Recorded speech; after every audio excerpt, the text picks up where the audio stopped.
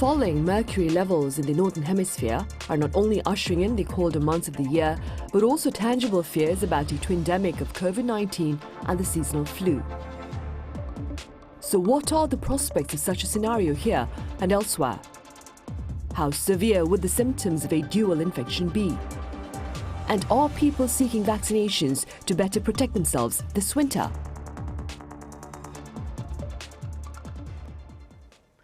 Welcome to Issues and Insiders for this Thursday, October 20th. Concerns of a possible twindemic are indeed mounting in the Northern Hemisphere, especially amid rebounds in COVID-19 cases over in Europe. For more, I have Professor Kim Moon Kyu from Yonsei University. Professor Kim, it's good to have you here. Thank you for having me.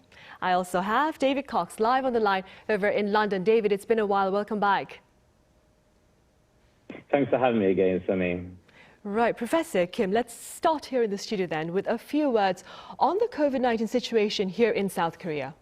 As we prepare from the previous week, there was about 7.1% decrease in the daily average. And there's another good news that the hospitalized patients also decreased about 20%.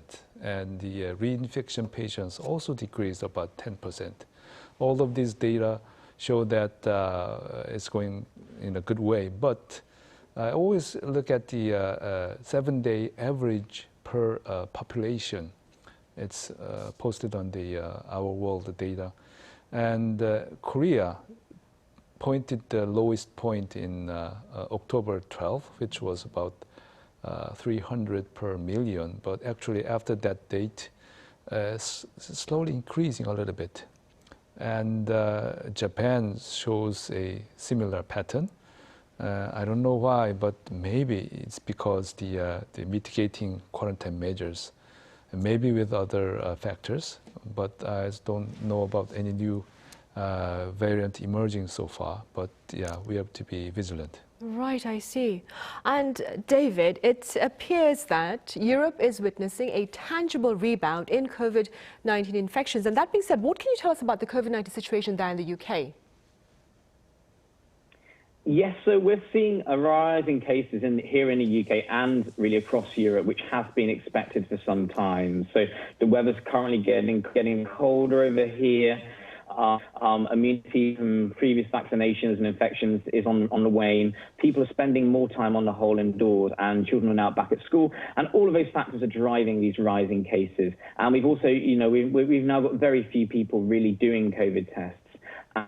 And we've also got this mix that's likely to continue driving this wave over the autumn and winter months.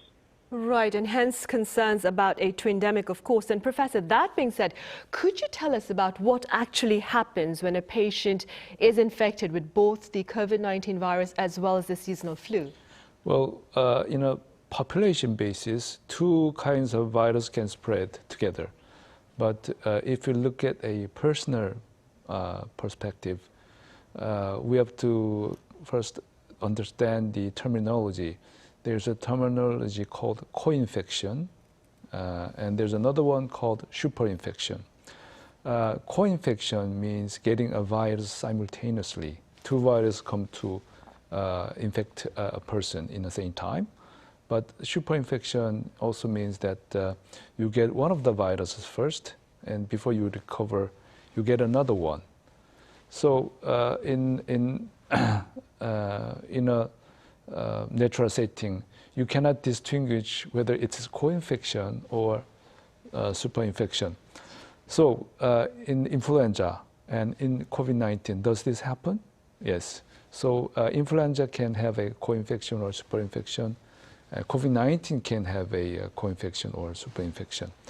But actually, we don't have exact data about getting influenza and COVID-19 in a same time.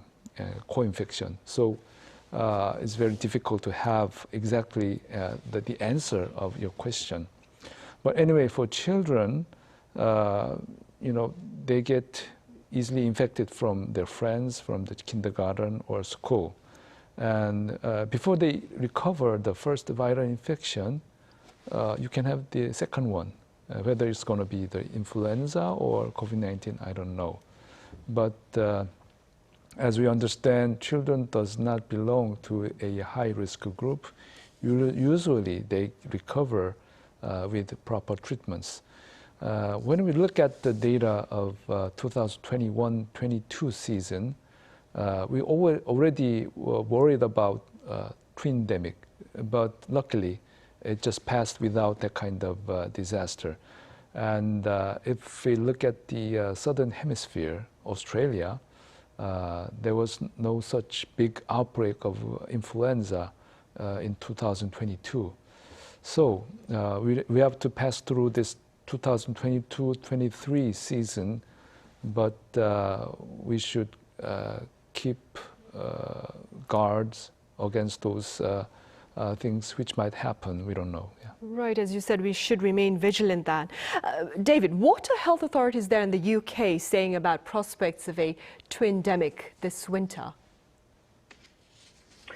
Well, I think healthcare authorities are concerned, and there's a certain kind of feeling that it might be a little bit inevitable, particularly because the current strain of seasonal flu, we last saw it 5 winters ago, and that caused a bit of a spike over here in terms of hospitalizations and flu-related deaths. So there are like a lot of concern here. I mean, particularly people contract both flu and COVID at the same time. I think there was a study very early in the pandemic which found that if you had both flu and COVID, it meant you were twice as likely to die. So it could be, we're going to have to see how it will play out. It could be a very difficult winter for the NHS, particularly because it's already struggling with cases of patients who haven't been seen for all kinds of serious health conditions during the pandemic. And, if we see this twindemic as well, that could like to mean we're in a bit of a difficult situation over here. Right, and because of these concerns about the twindemic, Professor Kim, authorities here in the country are highlighting the importance of flu vaccinations as well as COVID-19 bivalent vaccines. Could we get these vaccination shots on the same day, or do you recommend setting an interval between the flu shot and the bivalent COVID-19 shot? Yes, you can have both shots in one day, but you have to get a shot in a different site. For example, if you had a flu shot on your left shoulder, the COVID-19 shot should go to the right. So that's the rule. And it is because both of those vaccinations are inactivated vaccine. Actually, if both of those vaccines belongs to a live attenuated vaccination, you cannot have the vaccine on the same date. So for influenza, the age of 6 months to 13 and age more than 65 is indicated to have the influenza vaccination this year. And for COVID-19, well, yeah, for Koreans, I think almost all of them got the vaccine for second shots or for even third shots.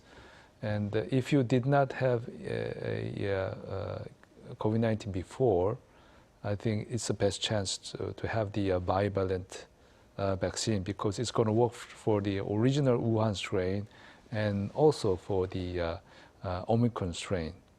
Right, I see.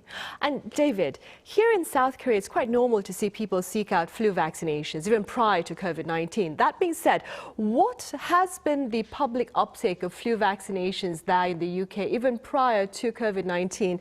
And what are the implications of that particular reality, perhaps, in the government's efforts to contain a potential twindemic this winter?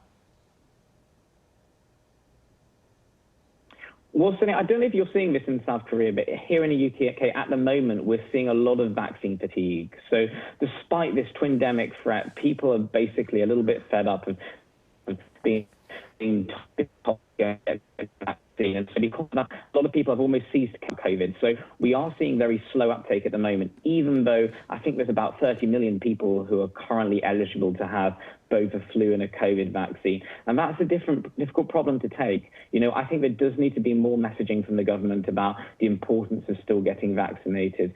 But the problem at the moment, a lot of older at-risk people are far more worried about other things, so the cost of living here rather than COVID. And also there is a little bit of a rise of anti-vaccine sentiment again, which we were actually seeing a little bit even before the pandemic in terms of flu vaccines. But I think it's particularly quickly like to kind of been on the rise again, because there is an element of distrust in some elements of the population towards the COVID vaccine. So I think we're just going to have to see how that plays out in the coming months. But at the moment, the vaccine uptake has been a lot slower than expected. Right, I see. Meanwhile, Professor Kim, health authorities in the U.S. have approved bivalent vaccines for children as young as 5 years old. What are your thoughts on expanding the bivalent coverage here in South Korea to children as well? Well, already we can have children more than 5 years of age get the vaccination with the permission from their parents. And it's a little bit conservative than United States, but every time we have to think about the benefit of the vaccination and also the harms we can have from the vaccination. And really, as children have less severity, even though they get the infection, there should be a clear benefit from the vaccination. So for children who are already infected with Omicron, I think there's no need to have the vaccination as far as I'm concerned. But let's say if there's a child did not get the infection before, and maybe one of the family member belongs to a very high risk if infected with COVID-19, I think there is at least one reason that the children might have to get the vaccination. And if there's children with conditions like diabetes mellitus or severity or congenital heart disease, or children with chronic disease which requires a feeding tube dependency, those children might have a weak immunity. And even though they were vaccinated, there might be one more reason that they should get another vaccine, especially with those bivalent COVID-19. Right, I see. David, now you mentioned earlier that over in the UK there's a lot of vaccine fatigue, so to speak, and keeping that in mind though, I'm assuming bivalent vaccines of course are available in the UK and they target people who are done with their primary vaccination campaign. That being said, has the public response to bivalent vaccines though been high, do you think?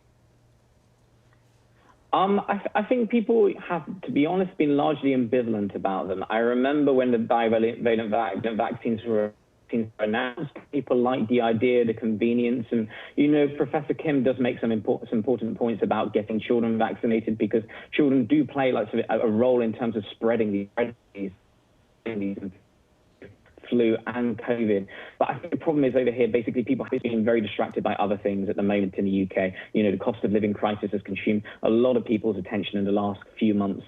So, I mean, because of that, I think even though there is interest in the bivalent vaccine, it's more convenient, but we are probably going to... Right, David, because of there's something wrong with actually getting their jab. Right, I see. There's something wrong with the connection, David. We didn't quite catch your last sentence. You were saying the people are more interested right now in the cost of living, and hence the interest in the vaccine campaign itself has been quite low then. Exactly. I mean, I think we are going to see like a lot of infection hospitalizations this winter, really. Right, I see. Meanwhile, Professor Kim here, the WHO recently, well, on Wednesday, that is, claimed that COVID-19 remains a global health emergency, given the virus's unpredictable nature. That being said, I understand this is a difficult question, but very briefly speaking, when do you foresee an end to this pandemic then? When can we call it an endemic instead of a pandemic? That's a question nobody can answer, actually, but I would put a condition on that question. If there's no more significant variant emerging, I think we can expect a happy ending story. But yeah, nobody can say there's not going to be any more new variant. So we have to keep vigilant. Right, so as long as the possibility of a variant is there, we need to remain vigilant then. Yes. All right, Professor Kim, as always, thank you very much for your time and your thoughts. Thank you for having me. And David, I wish we had better connection there. You were cutting off quite frequently today, but thank you for your thoughts and your time, of course. Right, well, that brings us to the end of this edition. Right, of Issues and Insiders. We'll be back tomorrow with the latest efforts on the cultural front to promote international ties. Thank you for now.